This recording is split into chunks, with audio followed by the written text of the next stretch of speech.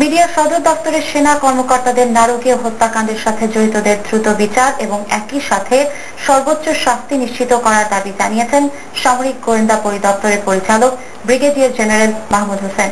একই সাথে এই ঘটনায় দেশের গোয়েন্দা সংস্থাগুলোর ব্যর্থতা ছিল কিনা তা তদন্ত করলে বেরিয়ে আসবে বলেও মন্তব্য করেন তিনি। বিডিআর সদর দপ্তরে ঘটে যাওয়া 2 দিনের নৃশংসতা ৭১-এ পাক হানাদার বাহিনী বর্বরতাকে হার মানিয়েছে বলেও বর্ণনা করেছেন সেখান থেকে সৌভাগ্যক্রমে বেঁচে আসা এক কর্মকর্তা। রানা চৌধুরীর রিপোর্ট।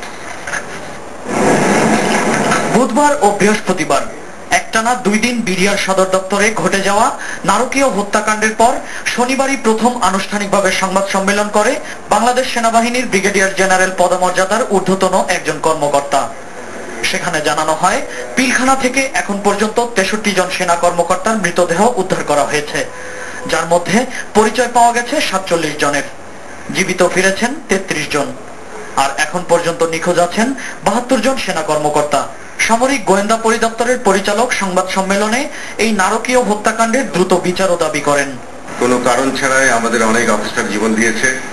এরকম হত্যাকাণ্ডের পরে একটা স্বাভাবিক চাপা ক্ষোভ থাকা খুবই স্বাভাবিক। যদি এর সুস্থ তদন্ত হয় এবং যারা দোষী এবং যারা প্রত্যক্ষ এবং পরোক্ষভাবে এর সঙ্গে জড়িত এবং ইন্ধনদাতা তাদেরকে যদি দৃষ্টান্তমূলক শাস্তি দেওয়া হয়, তবে আমার বিশ্বাস অফিসার এবং আমাদের জওয়ানদের মধ্যে সবার খুব অবশ্যই প্রশমিত হবে।